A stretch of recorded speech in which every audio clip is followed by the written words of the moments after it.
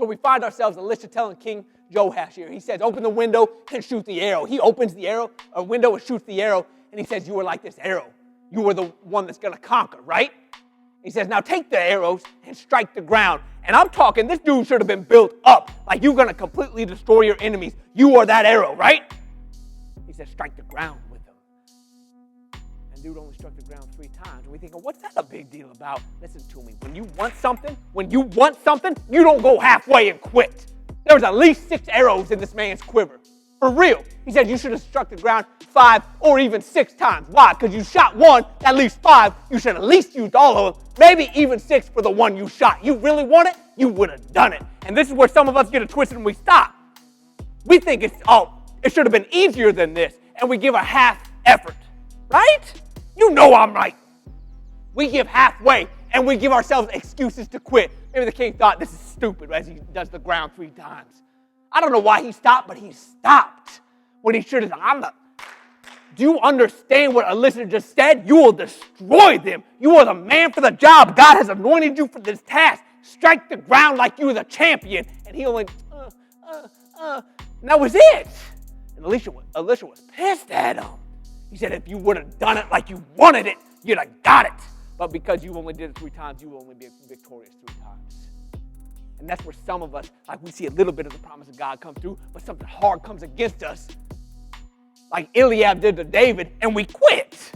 You got the anointing, you got the promise, you got the road mapped out in front of you, but you hit a little speed bump, and it stopped you. And you think this is good enough. If it would have happened, it would have happened by now. And I'm telling you, you better get over that way of thinking. If God tells you to do something, you do it until it's done. Period. Ain't no excuses, ain't no qualms about this. You go hard until it's done. Because we, after well done, good and faithful, not get away from me, I never knew you. You understand what I'm talking about? That's the difference here. The king was satisfied. He was okay with just striking the ground 3 times because he already thought, it's already done. God has already said the promise, right? But the promise of God takes the work of man. When he speaks into your life, you're going to have to put some effort behind it. I'm telling you from personal experience, you're going to have to work a little bit for it. And it does get hard. But you can't give a half effort and expect a full result. If God said to do something, do it fully, period. You don't go halfway with it and then blame God. That's on you. King Joash didn't have no one else to blame but himself. He had a quiver full of arrows. He could have went at it like a daggone madman because he wants the victory that bad. But he went after it like a weakling, and he got a weak result. Now, I ain't dogging none of y'all. I know it's been hard. I know the struggle's real. I know you get tired and weary. But listen to me, if the job ain't done, it ain't done. And if it ain't done, your God ain't done. He will come through for you. You better go at it like you're working for the Lord. Not other people, not even yourself. You go at it like you're working for God. And if He declared victory in your life, work at it victoriously. Feel me? I'm talking when He says hit the ground with some arrows, you better pound like a hole in the ground until He says stop. That was this king's problem. Elisha never said stop. He said strike.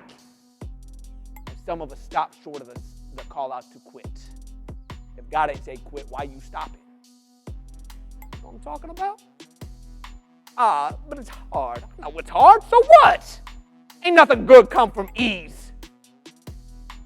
If God ain't said stop, don't you dare quit. David could have quit at Eliab, getting embarrassed in front of all them dudes. My older brother trying to make you look bad. He could have stopped. Or when he got before Saul said, you're just a little boy. You can't go out. And then when he gets the armor put on him, he looks like a little dwarf in a giant's armament. He could have quit at any of that because he's getting made fun of, because it's painful to take that jeering.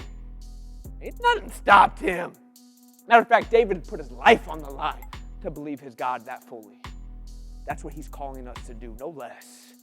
You're stronger than you think you are. You can give a little bit more than you've given right now. I promise you. There's reserves in you ain't even met yet. You don't even know, because when it comes to the end of you, your God comes out and fights for you. David didn't kill that giant. God did. He went out and fought before him. He's the one that buried that stone in the skull. And He will do the same for you in your life. When you give your all, God shows up to give His all, and you will see the miraculous done in your life.